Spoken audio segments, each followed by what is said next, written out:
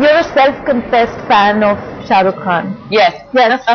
So, Dilwale or Chak De? What do you think? I mean, in your opinion, what was it that... Actually, Dil Se was what did it for me. Okay. It's quite strange because everyone either mentions Dilwale or some such. But I think I watched Dil Se in a theatre, and he can, he shares chemistry with anything. It could be this wall and you'd feel like, oh God, he's sizzling. That's the one thing that I enjoy about Shah Rukh Khan. So I think it was Dil Se for me. And after that, of course, everything else. So anything he does, I feel like, I don't know what it is that he does with his eyes, but they're so spontaneous, and after so many years, he still retains that magic. So, you've been compared to Rekha. At some stage, does that make you feel like you've arrived? It's a huge compliment because I think she's one of those actresses who managed to tread the fine line between commercial and what was then called art or realistic cinema. Today, of course, there are no such lines, they're all blurred or they're non-existent.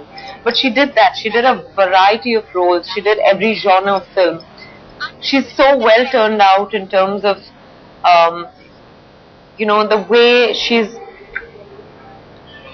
just very well turned out. She's someone I've always looked up to. So when someone compares me to her, I think it's unfair to her, but it's a huge compliment to me.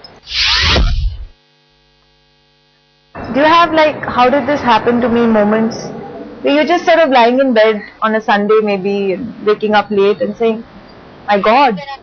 My sister says I behave like I always knew it would happen. Okay.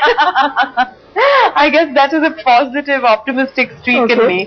But having said that, yes, I'm well aware of how blessed and special and fortunate I feel for all the opportunities I got to make my dreams come true.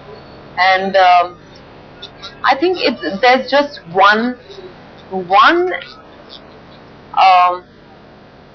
I've realized over the years that the only deciding factor for anyone is whether they have the faith or they lack the faith.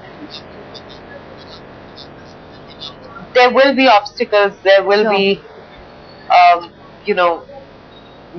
bends around which you have to, get your way, around. But if you have the faith, you just do.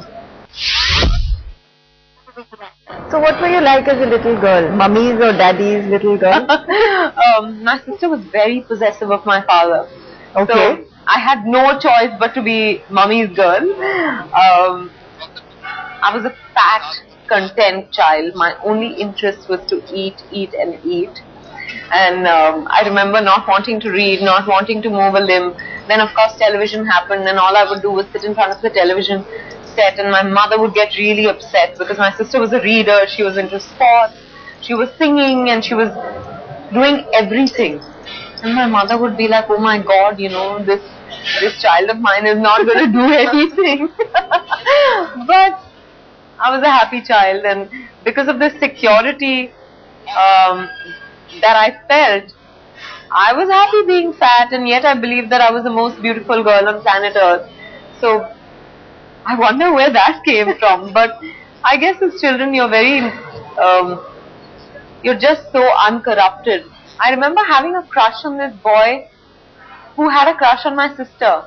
Okay. That was terrible. But, I thought I was a sacrificial goat the moment I got to know that he had a crush on her. I had brotherly feelings towards him. Not to say I'm Zen-like or anything of the sort. I wanted recognition, I wanted success, I wanted appreciation. I loved the perks of being in the movies. I love the fame that it brings with it. But that's why I became an actor, and I'm just doing that. I'm I'm focusing on my job, enjoying the benefits, the privileges, and all of it. But I therefore don't get bothered by